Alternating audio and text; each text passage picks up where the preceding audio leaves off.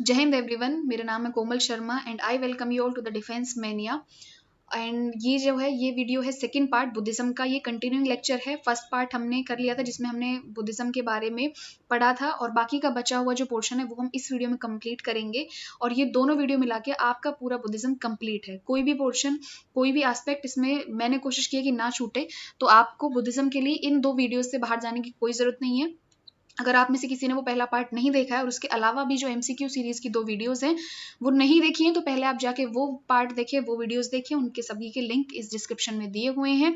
और वीडियोस को लाइक और शेयर करें, अपना कमेंट लिखें फीडबैक में। और अगर आप नए हैं तो चैनल को सब्सक्राइब करें। तो चलिए बिना किसी देरी के शुरू करते हैं सीधे second part of Buddhism. Let's start. Next is which of the following statements is correct regarding 3 pitakas of Buddhism. ठीक है, अब बुद्धिज्म के अंदर जो 3 पिटक्स हैं इनके बारे में नीचे दी हुई कौन सी स्टेटमेंट जो है वो करेक्ट है। तो पहले स्टेटमेंट देख लेते हैं। विनय पिटक, विनय पिटक में किसके बारे में बताया? टीचिंग्स या धम्म ऑफ बुद्धा, बुद्धा ने जो बताया है, बुद्धा की जो टीचिंग्स है वो कंपाइल है। Sutta Pitaka, rules of conduct and discipline applicable to the monastic life, जो भिक्षुक जीवन है उस पर जो रूल्स लागू होते हैं उनका प्रोसीजर उसमें बताया है। And third is Abhidhamma Pitaka, जिसमें कि फिलोसफिकल एनालिसिस की हुई systematization of teaching and scholarly activity of monks. Options देख लेते हैं। 1 ओनली, 2 ओनली, 3 ओनली या बोथ 2 एंड 3। तो आप बताएंगे कि इनमें से करेक्ट कौन सा है। Okay, so correct answer is 3 only. सिर्फ यही करेक्ट है, ये इंटरचेंज है। ठीक है, सो बेसिकली बुद्धिज्म में क्या है, 3 पिटक्स है। पिटक क्या होती है? बास्केट या टोकरी जिसको आप कह सकते हैं। तो ये क्या है? 3 ग्रंथ हैं, ये लिटरेचर हैं, ये 3 बुक्स कह सकते हो आप इसको। ये कंपाइलेशन ऑफ बुक्स हैं, ग्रुप ऑफ बुक्स है।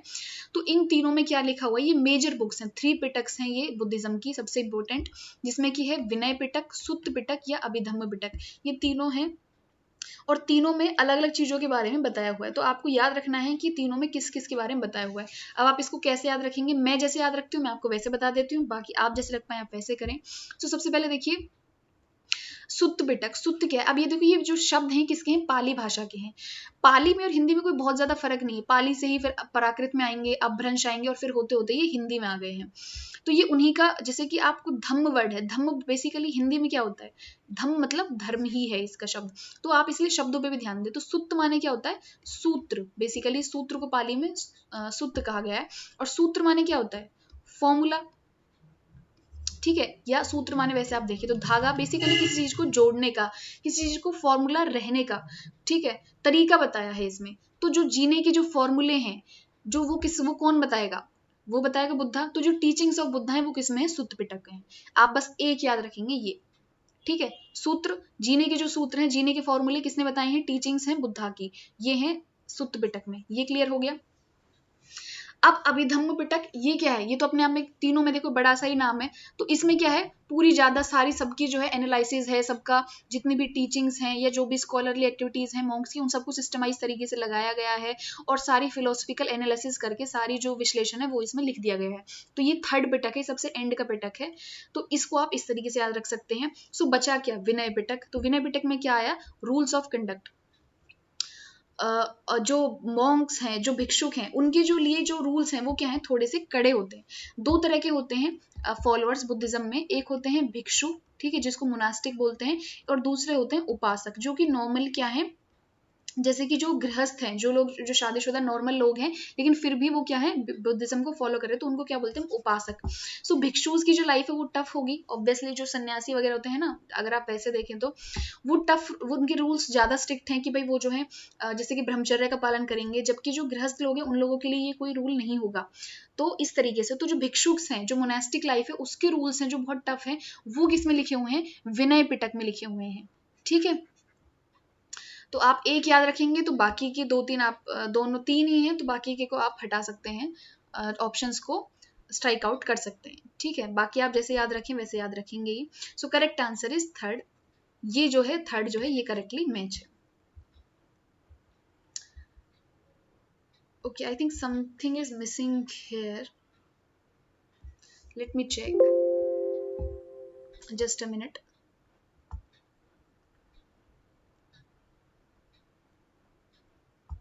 Okay okay.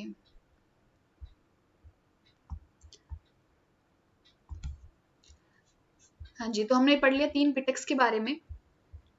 Next is Sutta Pitaka is divided into 5 निकायस या कलेक्शंस। तो जो सुत्त पिटक है वो 5 भागों में डिवाइडेड है, उसको भागों को क्या कहा है, वॉल्यूम्स को क्या कहा है, निकाय। तो आपको बताना है कि इनमें से कौन सा वो निकाय नहीं है, ठीक है। तो सुत्त पिटक के अंदर ही ये 5 निकाय हैं। तो आपको क्वेश्चन ऐसे भी आ सकता है कि भाई जैसे फॉर एग्जांपल कोई पूछ ले कि दिग्ग निकाय जो है किस पिटक का पार्ट है, तो आपको ऑप्शंस भी दे देंगे तीनों पिटक्स। तो आपको क्या याद रखना है कि जितने भी निकाय हैं वो सब किसके पार्ट हैं, सुत्त पिटक के पार्ट हैं। और टोटल कितने हैं, 5। तो ये ऑप्शन है A B C D E. Okay, तो ये इसमें ऑप्शन लिखने भूल गए हैं। तो ये जो पांचों ही हैं, ये पांचों के पांचों किसके पार्ट हैं, सुत्त पिटक के पांचों निकाय हैं। दिग्ग निकाय, दिग्ग मतलब क्या, दीर्घ, यानी कि जो लंबे जो वॉल्यूम्स हैं, ठीक है। दीर्घ आपको समझना है। मध्यम, मध्यम मतलब मध्यम, यानी कि जो मिडल है, ठीक है, ज्यादा बड़े भी नहीं है ज्यादा छोटे भी नहीं है। संयुक्त जो कि मिले जुले हैं। अंगुतर और खुद्दक। तो ये पांचों जो हैं ये क्या है, निकाय हैं जो किसके पार्ट हैं, सुत्त पिटक। सुत्त पिटक इन पांचों की कंपाइलेशन को ही सुत्त पिटक कहा गया है। Next is the Tripitakas are written in the language of. कौन सी लैंग्वेज में लिखे गए हैं, संस्कृत में, प्राकृत में, पाली में, हिंदी में। अब तो आई थिंक मैंने इतना बता दिया कि ये क्वेश्चन आप बिल्कुल गलत ना करें। So the correct answer is C, Pali भाषा में लिखे गए हैं, ठीक है। त्रिपिटक्स जो है वो क्या है, अब देखो यहाँ पे जो बुद्धिस्ट जो लिटरेचर है वो बेसिकली 2 भाषाओं में लिखा हुआ है, ठीक है। एक है पाली जिसमें सबसे ज्यादा लिखा गया है, जो जितने भी प्रवचन जो दिए हैं, उपदेश दिए हैं बुद्धा ने, वो सब किस में दिए हैं, पाली में दिए हैं। इसके अलावा संस्कृत में भी लिखे हुए हैं, ठीक है। तो अगर ऑप्शन आता है, कोई स्टेटमेंट आती है कि जो बुद्धिज्म की लिटरेचर है क्या वो संस्कृत में भी है, तो यस संस्कृत में भी है, ठीक है। तो पाली भाषा में कौन सी है, जो त्रिपिटक्स हैं, सबसे इंपॉर्टेंट पाली भाषा के लिटरेचर कौन से हैं, त्रिपिटक। यहाँ हम आप सारे लिटरेचर एक बार देख लेते हैं। इसके अलावा और कौन से हैं, मिलिंद पन्हु, ठीक है। सो मिलिंद कौन है, ये भी एक ग्रीक रूलर था। तो उसके और नागार्जुन या नागसेन ये कौन है, एक बुद्धिस्ट जो है एक गुरु हैं कह सकते हो आप। और उनके और मिलिंद के बीच में क्वेश्चन आंसर चल रहे हैं, और मिलिंद जो है उसके बाद इस पूरी बातचीत के बाद वो कन्वर्ट हो जाते हैं बुद्धिज्म में, ग्रीक होते हैं वैसे वो। तो उनके इस पूरे जो क्वेश्चन आंसर की जो कमेंट्री है, इसको क्या नाम दिया गया, इसको कंपाइलेशन इसका मिलिंद पन्हु, ठीक है। तो ये भी किसमें है, पाली भाषा में ही है। इसके अलावा जैसे हमें मिलता है और जो जैसे दीप वामसा, ये भी किसका है, ये भी लिटरेचर है बुद्धिज्म का ही। इसके अलावा संस्कृत में कुछ लिटरेचर हैं, संस्कृत में जो बुक्स हैं वो हैं जैसे कि अश्वघोष की है, जैसे बुद्ध चरित है, ठीक है, आगे हमें देखने को मिलेगी। और इसी तरीके से और भी एक हम क्वेश्चंस देखेंगे तब आप पढ़ेंगे उसके बारे में, क्योंकि अभी मैं आपको बता दूंगी तो फिर आप आगे आंसर्स भी कर लेंगे, लेकिन फिर भी अभी पहले आप टेस्ट करें कि आपको खुद को कितना पता है। तो इस तरीके से क्या है, लिटरेचर संस्कृत में भी है, तो ये स्टेटमेंट कई बार आ जाती है, तो आपको इसको गलत नहीं करना है, ठीक है। Which of the following are correctly matched. Okay, so Buddhism में काउंसिल्स हुई हैं, तो 4 काउंसिल हुई हैं, और उनके कुछ जो किंग हैं उनके हर एक अलग अलग किंग ने उसको पैट्रोनाइज किया है। तो आपको बताना है कि इनमें से कौन सा करेक्टली मैच है। So your options are 1 and 2, 3 and 4 all are correctly match या नन आर करेक्टली मैच।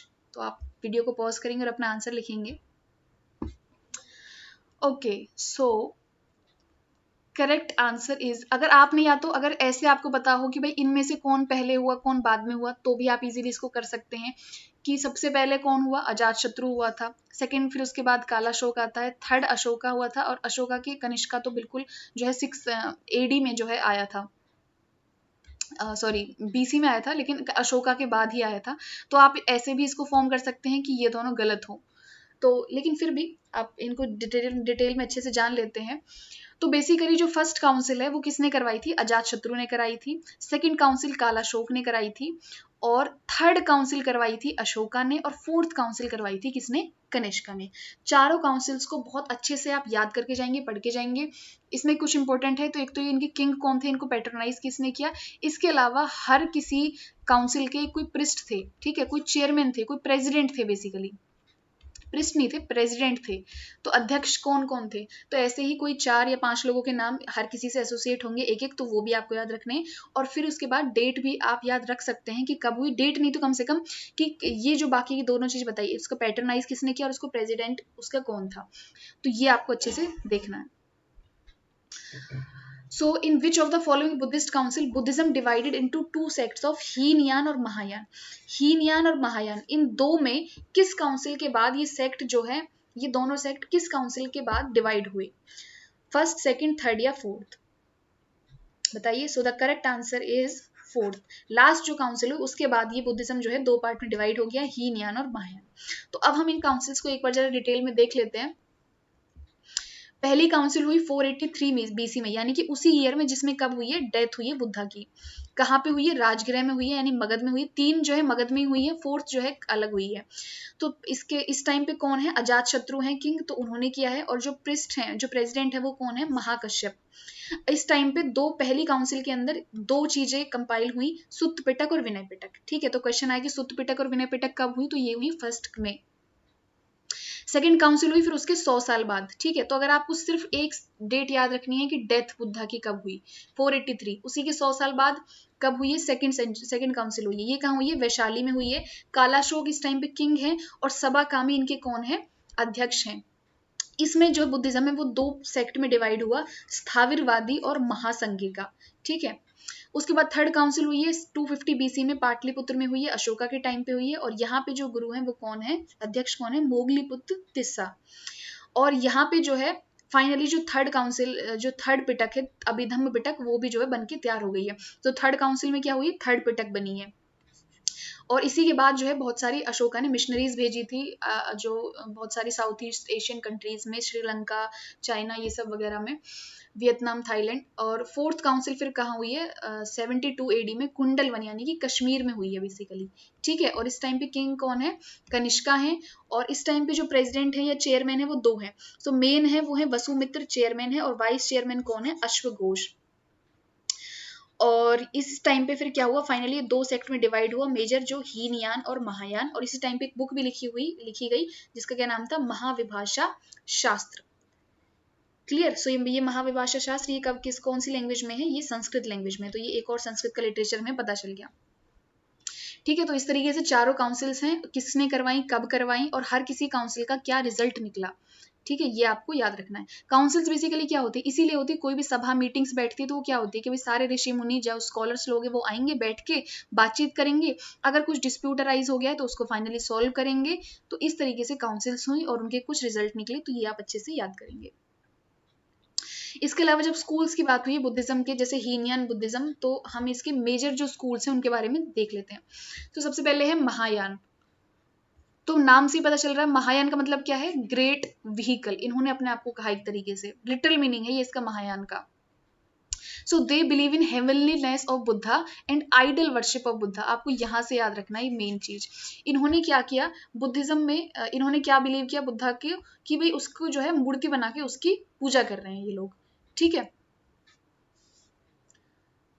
तो ये महायान का मेन पार्ट है जो इसको हीनयान से अलग करता है।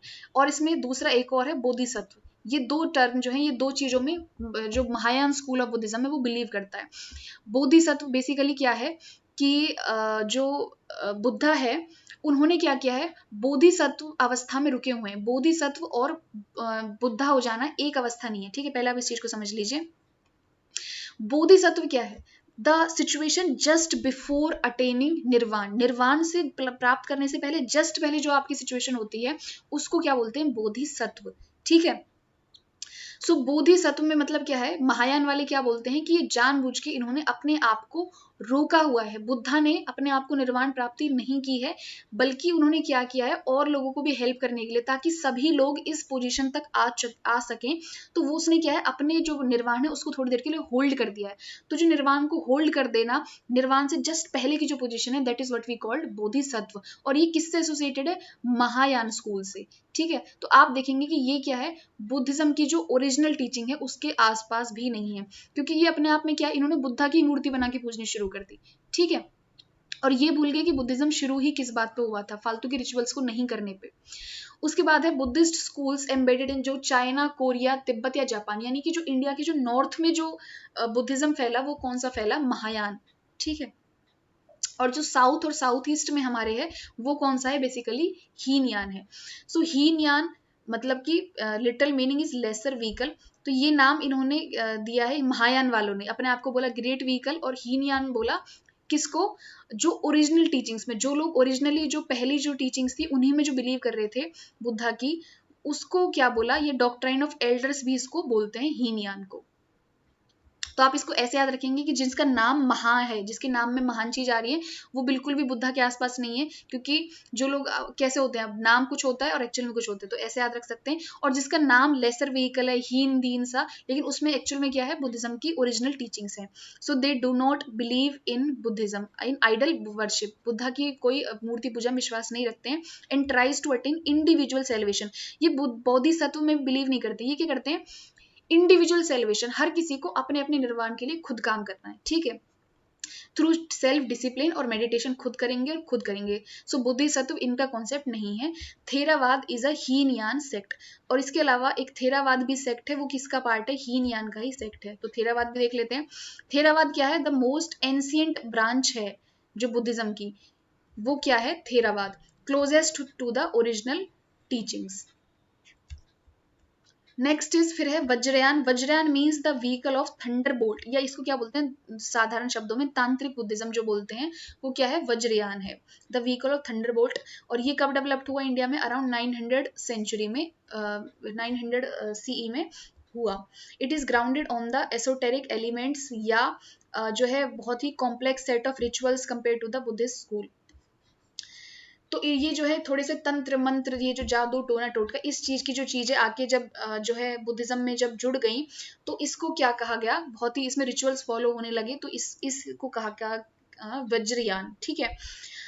तो अब आप देख रहे हैं किस तरीके से जो सोसाइटी है या कोई भी जो फिलोसफी, जो चाहे हिंदुइज्म है, चाहे बुद्धिज्म है, चाहे जैनिज्म है, इस्लाम है, जो भी है, वो उसका ओरिजिन कितने अच्छे पर्पज से होता है, लेकिन over a period of time उसमें जो है धीरे धीरे टाइम के साथ जो इम्प्योरिटीज है वो मिक्स होती जाती हैं, और फिर जो वो फिलोसफी है वो क्या हो जाती है, ऑब्सोलीट हो जाती है। फिर हमें एक नई फिलोसफी चाहिए होती है, फिर कुछ टाइम तक वो ठीक चलती है, फिर वो बेकार हो जाती है। तो इसी तरीके से ये जो सर्कल है, ये जो जिसको पुनर्जागरण काल, ये हर बार आता रहेगा, हर 200-400 सालों में हमें क्या है, अपने आप को रिवाइव करने की, रिफ्रेश, कुछ नई चीज चाहिए होने की जरूरत पड़ती है, ठीक है। इसके अलावा जैन बुद्धिज्म भी आपको टर्म मिलती होगी, आपने पढ़ा होगा अगर न्यूज़पेपर वगैरह में। सो अ स्कूल, ये किसका स्कूल है, महायान का ही एक पार्ट है। तो ये चाइना का है बेसिकली, ये कहाँ पे ओरिजिनेट हुआ है, जैन बुद्धिज्म चाइना में हुआ है। और इसका जो मेन फीचर है वो क्या है, ये सिर्फ मेडिटेशन में बिलीव करते हैं और कुछ नहीं करते हैं, ठीक है। तो ये भी जो है आप याद रख सकते हैं, महायान, हीनयान, थेरवाद, ये तीन तो बहुत इंपॉर्टेंट है, लेकिन बाकी के दोनों भी आप पढ़ सकते हैं। Okay, so next is with reference to the Indian history, who among the following is a future Buddha which is yet to come to save the world? अच्छा, अब बुद्धा क्या है, जैसे कि मैंने आपको बताया कि लोग बुद्धिज्म में क्या मान रहे हैं कि बुद्धा एक अकेला अवतार नहीं था, बुद्धा के इससे पहले भी बहुत सारे अवतार हुए हैं, और बुद्धा इसके बाद भी अवतार लेंगे, ठीक है। जो जातक कथाएं हैं उनमें बेसिकली क्या लिखा हुआ है, बुद्धिज्म की ही, बुद्धा की पूर्व जन्म की कहानियां ही लिखी हुई हैं। तो आपको बताना है इन ऑप्शंस में से कौन सा फ्यूचर बुद्धा है जो अब जो है आने वाला है, अभी नहीं आया है। अवलोकितेश्वर, लोकेश्वर, मैत्रेय या पद्मपानी। आप ABCD में से अपना आंसर बताएंगे। ये प्रीलिम्स का क्वेश्चन है, आई थिंक 2018 में UPSC का। सो the correct answer is C, Maitreya. Maitreya नाम की जो बुद्धा है, बुद्धा के देखो अलग अलग नाम है, तो जो मैत्रेय बुद्धा है वो अभी नहीं आए। इसके अलावा जो बाकी के तीन हैं वो क्या हैं, आ चुके हैं, जैसे कि अवलोकितेश्वर है, लोकेश्वर है, या पद्मपानी। तो ये सब क्या है, बुद्धा के ही अलग नाम है। ये सब क्या है, बेसिकली बोधिसत्व ही हैं, ठीक है। जो भी हमने बोधिसत्व कॉन्सेप्ट पढ़ा ना, उससे पहले की जो सिचुएशन है, जो निर्वाण प्राप्ति से पहले की, तो ये वही सब है, अवलोकितेश्वर, लोकेश्वर। तो मैत्रेय हैं वो क्या है, फ्यूचर बुद्धा है। Next is with reference to the religious history of India, consider the following statement. अब देखो कॉन्सेप्चुअल क्वेश्चन आया है, रिलीजियस हिस्ट्री को ध्यान में रखते हुए आपको स्टेटमेंट्स देखनी है, तो पहले स्टेटमेंट देख लेते हैं। The concept of bodhisattva is central to the Hinayana sect of Buddhism. अब ये देखो मैंने आपको अभी अभी बताया, तो आपको बताना है कि ये सही है कि नहीं, कि बोधिसत्व का जो कॉन्सेप्ट है वो हीनयान से जुड़ा हुआ है या नहीं। Next is bodhisattva is a compassionate one on his way to enlightenment. Bodhisattva कौन है, एक ऐसा कंपैशनेट वाला व्यक्ति जो क्या है, अपने एनलाइटनमेंट के रास्ते पर चल रहा है। Bodhisattva delays achieving his own salvation to help all sentients being their path to it. Bodhisattva कौन होता है? जो अपने जो है अपनी सेलिब्रेशन को, अपने निर्वाण को डिले कर देता है, पोस्टपोन कर देता है, ताकि वो और लोगों की भी हेल्प कर सके इसी रास्ते पे आने के लिए। तो आपको बताना है कि इन तीनों में से कौन सी स्टेटमेंट ठीक है या नहीं। 1 ओनली, 2 एंड 3 ओनली, 2 एंडली एंड 1 एंड 2 एंड 3। देखो ये क्वेश्चन अब, क्योंकि पिछली जो मैंने अभी इससे पहले जो एक्सप्लेनेशन दी है वो इसी के ऊपर दी, तो आई होप कि आप सभी ने बिल्कुल सही आंसर किया हो, क्योंकि अगर अभी भी गलत किया तो देखो भाई फिर कुछ नहीं हो सकता। Okay, so correct answer is, statement देख लेते हैं। पहली स्टेटमेंट बिल्कुल ही गलत है, क्योंकि बोधिसत्व का कॉन्सेप्ट किससे जुड़ा हुआ है? महायान से जुड़ा हुआ है। तो ये हीनयान नहीं है, यहाँ पे क्या आएगा? महायान। तो ऑप्शन आपके ए खत्म हो गया और डी खत्म हो गया। 2 और 3 करेक्ट है, ठीक है। तो ये मैंने आपको भी बताया ही कि बोधिसत्व क्या होता है। तो ये जो है 2 and 3, B is the correct answer. Next is match the following 4 sites related to the life of Buddha. Buddha के जीवन से जुड़ी हुई, क्योंकि बुद्धा ने क्या है, पूरी बहुत सारी यात्राएं करी है, तो आपको उन प्लेसेस के बारे में भी पता होना चाहिए। तो आपको बताना है कि ये जो 4 प्लेसेस हैं और उनसे जुड़े हुए उनके लाइफ इवेंट, वहां पे कौन कौन से उनके जीवन का कौन कौन से इवेंट, घटनाएं वहां पे हुई। तो आपको बताना है कि इनको करेक्ट, इनका मैच क्या होगा। ये करेक्ट इनका कोड दिए हुए हैं, आपको बताना है ए, बी, सी या डी। तो चलिए इसको सॉल्व करते हैं। बर्थ कहाँ पे हुआ इनका? मैंने आपको बताया सबसे स्टार्टिंग में ही, इनका बर्थ कहाँ हुआ? लुम्बिनी में, नेपाल में, ठीक है। इंडो नेपाल बॉर्डर पे है फिलहाल। सो लुम्बिनी यानी कि 1 का क्या है? डी। सो इसमें से 1 का डी सिर्फ यही है। So B is the correct answer. इसके अलावा एनलाइटनमेंट भी मैंने आपको बताया कहाँ हुई थी? बोध गया में हुई थी, तो सेकंड का बी है। फर्स्ट सरमन, पहला उपदेश इन्होंने कहाँ दिया था? सारनाथ में दिया था, तो ये भी करेक्ट है, वाराणसी के पास, यूपी में ये जगह है। और उसके बाद इनकी डेथ कहाँ हुई थी? डेथ हुई है इनकी कुशीनगर में, ठीक है। बर्थ हुआ है लुम्बिनी कपिलवस्तु में, नेपाल में, और बर्थ कहाँ हुआ है? कुशीनगर में। इसके अलावा इन्होंने, इनकी जो लाइफ इवेंट है ना, उनसे रिलेटेड 4 टर्म भी हैं, तो ये भी मैं आपको साथ के साथ बता देती हूँ। और क्वेश्चन इनमें से बहुत आता है, तो ये आप बिल्कुल नोट कर लेंगे। जैसे कि 5 चीजें इनकी लाइफ की। सबसे पहले क्या होता है? बुद्धा का बर्थ होता है, ठीक है। तो बर्थ को क्या कहा है? सिंपल, जन्म। और इससे रिलेटेड कुछ क्या है? इनके साइन है, ठीक है। कुछ चिन्ह भी दिए हुए हैं, तो ये भी आपको याद रखने हैं। एक तो टर्म याद रखनी है उस इवेंट से रिलेटेड, और एक साइन याद रखना है। तो बर्थ मतलब जन्म, और साइन क्या है इसका? लोटस, कमल, या कुछ जगह पे बुल, जो बैल होता है वो भी है। तो अगर इन दोनों में से जो भी हो, लोटस बेसिकली होता है। तो आप इसको कैसे, लोटस मतलब फूल, फूल क्या खिल रहा है, मतलब कोई चीज पैदा हो रही है, किसी चीज का जन्म हो रहा है। तो बुद्धा के जन्म से जो रिलेटेड साइन है वो दैट इज लोटस। सेकेंड, उसके बाद फिर क्या है? बर्थ के बाद इनका क्या होता है? इनको ये जो है घर छोड़ देते हैं, ठीक है, रिनंसिएशन हो जाता है, ठीक है। ये रिनंसिएट इन्होंने कब किया? At the age of 29 years, ठीक है। और इन्होंने घोड़े पे बैठ के गए, तो उनके घोड़े का नाम क्या था? बेसिकली इनके हॉर्स का क्या नाम था? कंथक। ये देखो मैं आपको सारी इंफॉर्मेशन इसी में प्रोवाइड कर रही हूँ, ताकि आपको कहीं और जाना ही ना पड़े। तो इस रिनंसिएशन को क्या कहते हैं? महाअभिनिष्क्रमण, ठीक है, महाअभिनिष्क्रमण, ठीक है। तो आप इसको ऐसे याद रखेंगे, निष्क्रमण मतलब निकलना, ठीक है। तो घर से निकलना, रिनंसिएट कर देना, त्याग देना चीजों को। तो ये क्या है? महाअभिनिष्क्रमण। तो अब कोई जाएगा जब घर से छोड़ के रिनंस करेगा तो कैसे जाएगा? हॉर्स पे बैठ के जाएगा। तो इसका सिंबल क्या है? हॉर्स, ठीक है। इसके बाद फिर बुद्धा का क्या हुआ? उसके बाद इनका एनलाइटनमेंट हुआ, निर्वाण की प्राप्ति हुई 7 साल बाद, 35 ईयर्स की एज में। तो इसका क्या साइन है? इसका जो वर्ड है वो क्या है? निर्वाण। और इसका जो साइन है वो क्या है? बोधि ट्री, ठीक है। क्योंकि इन्होंने क्या किया? उसी के नीचे जो है बैठ के किया था, उरुवेला जगह पे। बोध गया में जो पर्टिकुलर जगह है वो कौन सी है? उरुवेला। ये भी आप ध्यान रखेंगे। एनलाइटनमेंट के बाद फिर इनका क्या हुआ? इन्होंने पहला उपदेश दिया अपना सारनाथ में, ठीक है।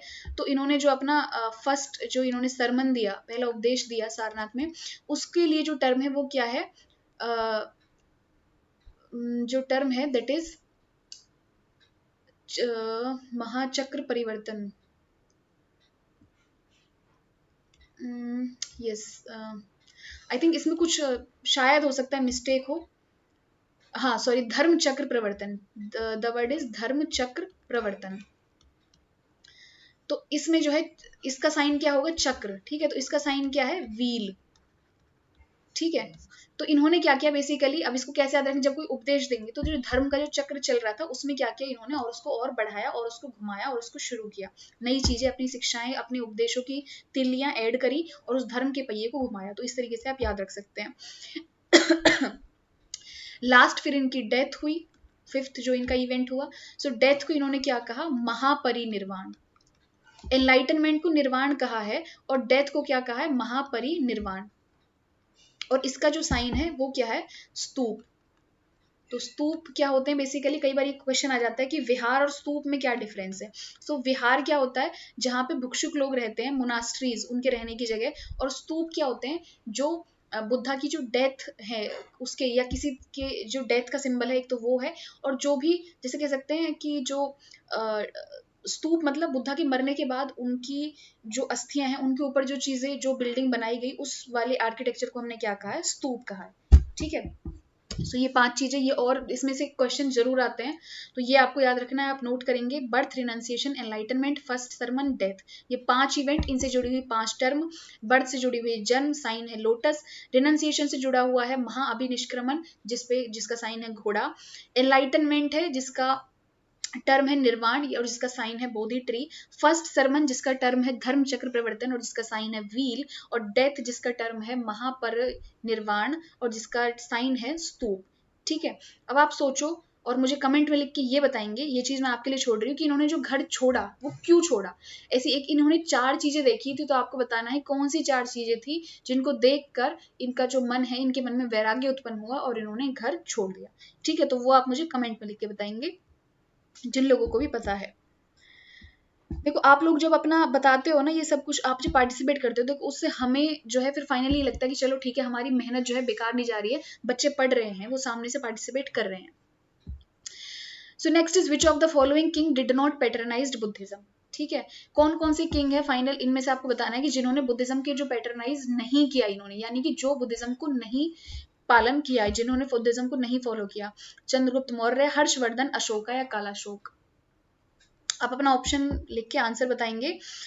देखो अशोका तो सीधा सीधा ऑप्शन में आंसर होगा ही नहीं, क्योंकि अशोका तो खुद बुद्धिज्म के इतने बड़े फॉलोअर। कालाशोक भी नहीं होगा क्योंकि हमने बुद्धिज्म काउंसिल पढ़ी, तो उसमें जो है काउंसिल इन्होंने कराई है सेकंड वाली। उसके बाद हर्षवर्धन भी बाद में क्या है, ह्यूइन सांग जो आता है चाइनीज पिलग्रिम, उसकी इन्फ्लुएंस में आके ये भी क्या हो जाते हैं, शैविज्म से बुद्धिज्म में कन्वर्ट हो जाते हैं। तो बचे कौन, चंद्रगुप्त मौर्य जो हैं, जो फाउंडर है मौर्यन डायनेस्टी के, वो कौन है, वो एक्चुअल में किससे एसोसिएटेड थे, वो थे जैनिज्म से। जैनिज्म बुद्धिज्म से पुराना है। ठीक है, तो ये जो चंद्रगुप्त मौर्य हैं, इनके टाइम पे क्या है, ये किस में बिलीव कर रहे हैं, जैनिज्म में बिलीव कर रहे हैं। तो चंद्रगुप्त मौर्य जैनिज्म के हैं। इसके बाद बाकी जो हैं मोस्टली जो मगध के जो रहे हैं राजा, वो किससे रहे हैं, एसोसिएटेड बुद्धिज्म से ही रहे हैं। Next is which of the following is not correctly match regarding the Buddhist literature. अब देखो ये जो तीनों लिटरेचर है, ये संस्कृत के लिटरेचर है। मैं आपको बता रही थी ना कि संस्कृत के लिटरेचर भी आएंगे, तो पाली की मैंने आपको बता दी थी, ये संस्कृत के लिटरेचर है, आपको इनके ऑथर के नाम पता होने चाहिए। तो आपको बताना है कि कौन से करेक्टली मैच हैं, बुद्धचरित, अश्वघोष, महाविभाषा शास्त्र, वसुमित्र या Madhyamika Karika, Nagarjuna. Which of the following is not correctly match. देखो मुझसे गलती हो गई, ठीक है, तो क्वेश्चन को आप बिल्कुल भी कैजुअली नहीं पढ़ेंगे। तो बताना है कि कौन सा इनमें से करेक्टली मैच नहीं है, 1, 2, 3 या none of the above. So इसका आंसर क्या बनेगा, इसका आंसर बनेगा D, none of the above, यानी कि सारे के सारे ही क्या है, करेक्टली मैच हैं। बुद्धचरित अश्वघोष ने लिखी है, महाविभाषा शास्त्र के जो ऑथर हैं वो वासुमित्र हैं, और मध्यमिका करिका ये किसने लिखा है, नागार्जुन ने लिखा है। तीनों की तीनों ही संस्कृत के लिटरेचर है और ये इनके ऑथर हैं, तो ये तीनों की तीनों ही करेक्टली मैच्ड है। So your answer is D. Okay, so here we finish today's lecture. So I hope कि बुद्धिज्म के बारे में सब कुछ जो है मैंने कोशिश की है, कवर कर लिया है, और आप सबने भी अच्छे से रिवाइज हो गया होगा। बुद्धिज्म का नहीं है तो आप इस वीडियो को डाउनलोड करके रख सकते हैं, और जब भी आपको बुद्धिज्म रिवाइज करना हो, आप सिर्फ क्विकली एक ये जो है वीडियो को सिर्फ सुने, और आपको जो है इसमें सारे एस्पेक्ट जो है फिर से रिवाइज हो जाएंगे। ठीक है, तो अगर आप कोई कोर्स के लिए लेते हैं तो कूपन का कोड यूज करना मत भूलिएगा, बिल्कुल भी आपको 10% ऑफ मिलेगा, कोमल 10।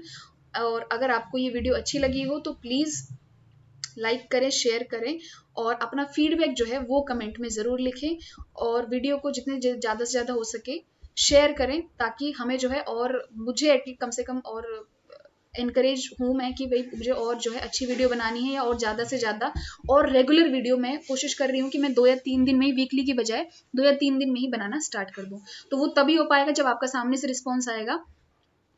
बाकी आप लोग पढ़ाई करते रहिए, सेफ रहिए, and thank you so much.